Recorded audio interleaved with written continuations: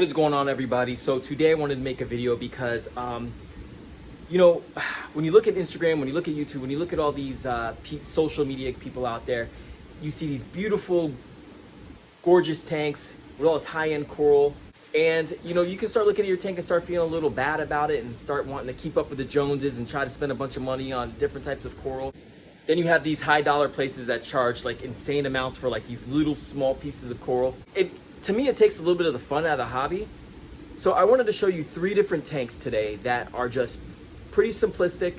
They have, you know, some anemones, some basic soft corals, some basic LPS corals, and the customers love their aquariums. They've had them for years now. They're well established, and they're just a really fun, chill aquarium to look at.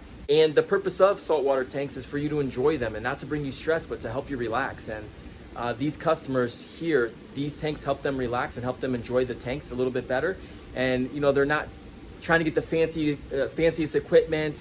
They're not trying to get the, you know, the name coral. So for those of you that are intimidated, they're getting in a saltwater hobby, that see all this stuff out there, no worries. Take a look at these tanks. You can still have a beautiful, well-established, balanced ecosystem, and I'll show you that today with these tanks. I want to show you guys first, we got a big coral order in, and Tommy is doing a dip, and I just want to take you through our process of how we quarantine corals here at Tanknician. So Tommy right now is in the process of doing dips on these aquaculture corals. So you want to take us through and explain to everybody what you are doing, the process behind it. Yeah, sure. So right now, to start with, we have a potassium chloride dip. That's going to get rid of soft-bodied things, snails, feather dusters, but also potentially dangerous things like nudibranchs or hydroids. So we do this for 10 minutes. We're doing 1 gram per liter, pretty standard. These are all different types of coral, but not just coral, there's sponge in there too, I see. Yep. So we got LPS, softies, and even SPS in this dip. So it's kind of an all for one. Oh. So it's been 10 minutes, the alarm just went. It's been 10 minutes. So we're gonna take them out of the potassium chloride. Yeah. And I put them straight into, hydrogen peroxide. All right. So now what's the thought process behind the dip of hydrogen peroxide? All right, so hydrogen peroxide is going to clean the plug of any algae. So like that's kind of nice. We're not introducing strains of algae that might be on these coral plugs. It's also antimicrobial. I like these containers a lot. They're clear, so you can see all the stuff that came off. Like you can see a little Asterina starfish right there. There's some feather dusters, gamma ray amphipods, copepods floating on the bottom. And then it's really nice because you can shake it. Get a little flow going there, knock anything off. Get a nice little standing wave. Right, so some of these corals don't like hydrogen peroxide as much as the others, like the Sinacropora. So I'm going to go ahead and move him straight into the coral revive early. Same thing with these Montiphoras. Let's get those. So that was a total of about 1 minute in this right here, right? In the hydrogen peroxide? Yep. So a rather quick dip for them. And then the final stage, we're going into coral revive with all the corals. Yep. Because why not? We had some on the shelf. It smells nice. It does. You can smell like that tea tree oil. Yeah, if you don't want your corals to smell like the ocean, you want them to smell nice and fresh, put them in some coral revive before you put them in their wash, before you put them in your QT tank. Yeah, so after this process, which will be what, another 10-15 minute dip, we're going to go to the rinse, and then they're ready to go into QT in the back in the frag tanks, where we will observe them. What do you say? We're gonna observe. Yes, we're going to observe them and make sure they don't have any unwanted pests that got through our little dip here. And we'll probably frag them down a little bit, like some of the frag plugs down a little bit more. And then when they're ready to go, we will put them in our coral tank for sale. Now those are aquacultured frags. That's a little bit different. Some of the stuff is conditioned or wild caught. And that's a whole nother animal all within, you know, in itself, because these guys are loaded with a lot more pests. It seems like a lot more crazy stuff comes in on the wild colonies, which is obviously to be expected. Look at that water. Oof. So that's just a dip for the aquacultured. We'll go over the dip for the wild stuff because that's the stuff that's really concerning. All right, so here we are, this little corner aquarium. Now, I think this is about 50-ish gallons, something like that. Yeah, I think it's definitely more than 45 gallons. But this is the type of aquarium you would mostly see like in the early to late 2000s. It's very common in fish shops and stuff, like the custom tanks. They'll build like the custom cabinetry for it, and then the standard tank that you can get most places. But this particular tank has been up for, oof, God, it's got to go over 5 years, easily. So let's go through it and see what we got in here. This is your basic, simple aquarium, simple reef setup. Nothing too hard to deal with in this tank. Now, number one, I just want to show you because it's kind of important. We only have one AI prime that's powering this whole tank. So it's not an incredible amount of light. I would like to sneak on another AI prime, but the customer has to okay that. But just one AI prime powering this whole tank, so keep that in mind. Now, as far as corals go, we have big old Pali grandis right here that have been growing like crazy. So we have this version, and then this variant right there, which is a little bit brighter green. Those are growing as well. Old school Palis right here, some Mohawks right here, and then the same Palis that were over here to the right are also to the left. Really nice splatter toxic hammer, which just recently grew another head. So I think it's up to 3 or 4 heads now, which is crazy. Got some Discosoma mushrooms down below, some red and some green. Some Zoas right here, bright orange, I love those guys. And then just star pulp just growing all through the back there. And then the way back, some more Zoas. Those are actually not bad looking. Those are actually really pretty under the right light, the nice little blue in there. Big toadstool that looks amazing, polyps are out. Cabbage coral and an anemone. So all your basic type of corals, nothing too hard, but I mean, you don't have to have all the crazy corals, all the, different SPS and all that type of stuff. Sometimes people just love something as simple as this. We come here once every 2 weeks, do a small water change. Sometimes this is what people want. Simple fish, got clownfish down below right here. Got a chalk bass towards the back hiding, some Banggai cardinals.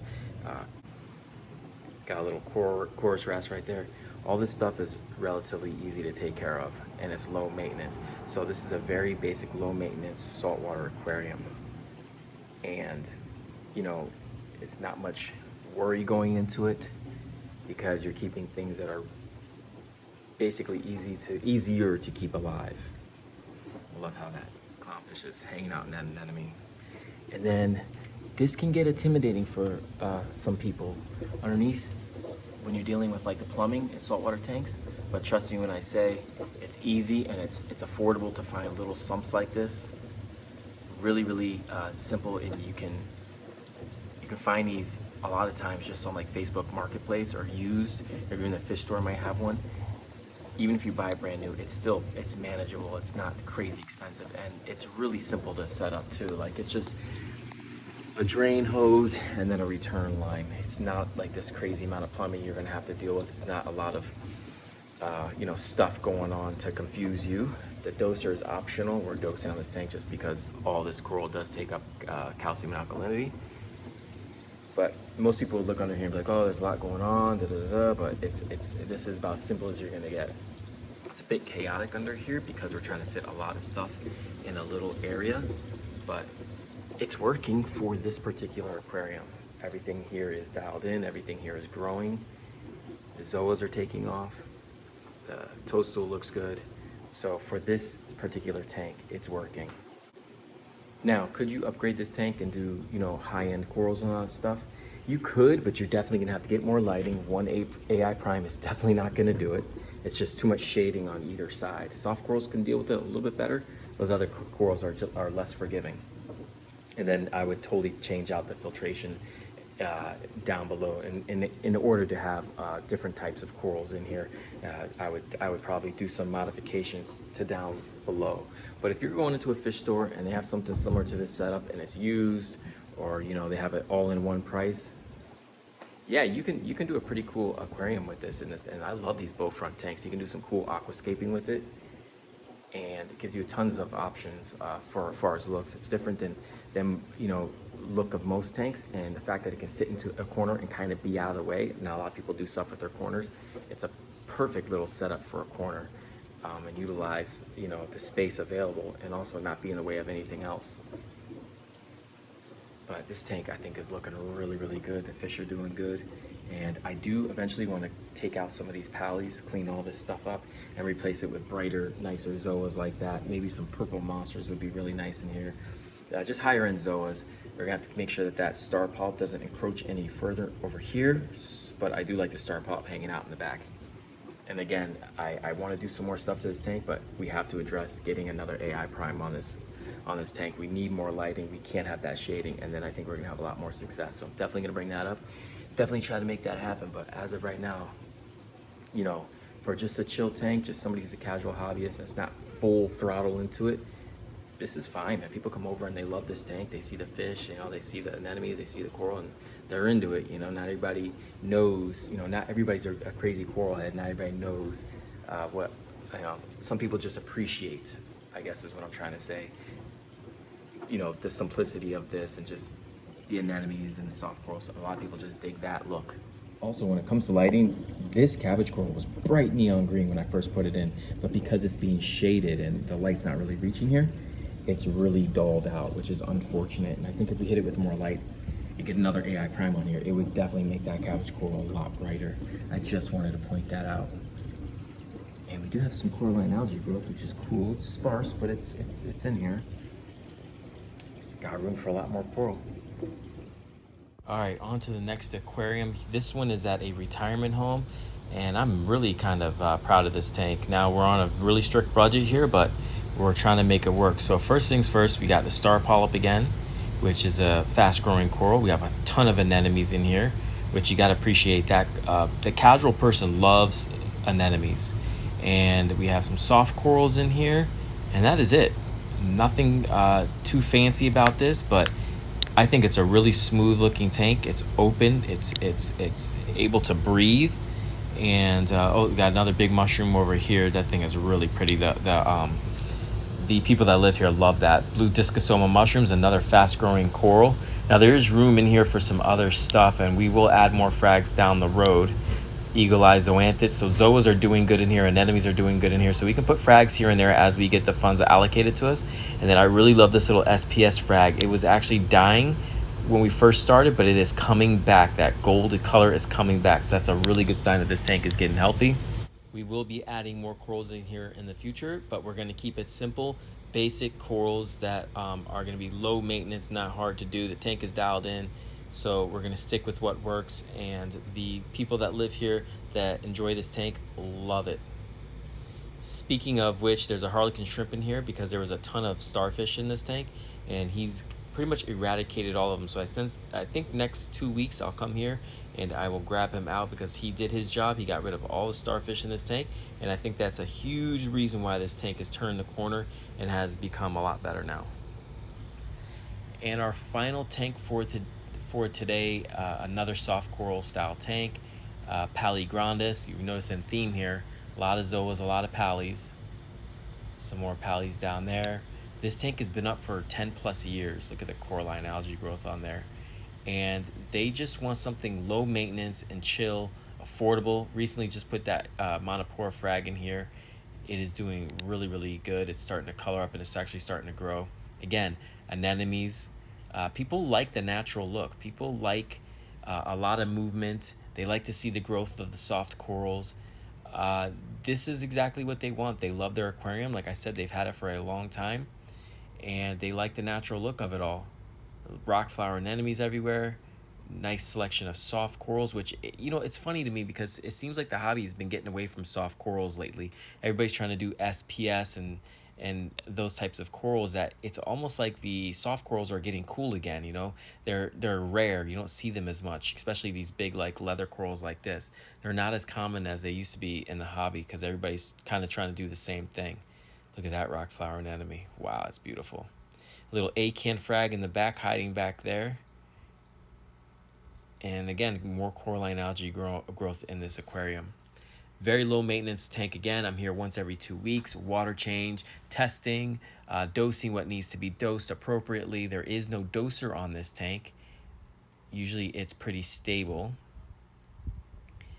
And look at this little Linkia blue starfish. Those guys are so cool. You know this is a well-established tank. When something like a Linkia starfish, which usually dies in customers' tanks, it does really well and can survive a long term. That's when you know you have a really well-balanced, well taken care of tank. And again, here's the sump. There's nothing to it. It's literally just some hoses and a return pump, all hooked up with hose clamps. This isn't overly complicated. Anybody can do this. Yeah, guys, I'm really loving this tank, and I wanted to share it with you guys because saltwater hobby does not have to be intimidating. Beautiful, simplistic tanks.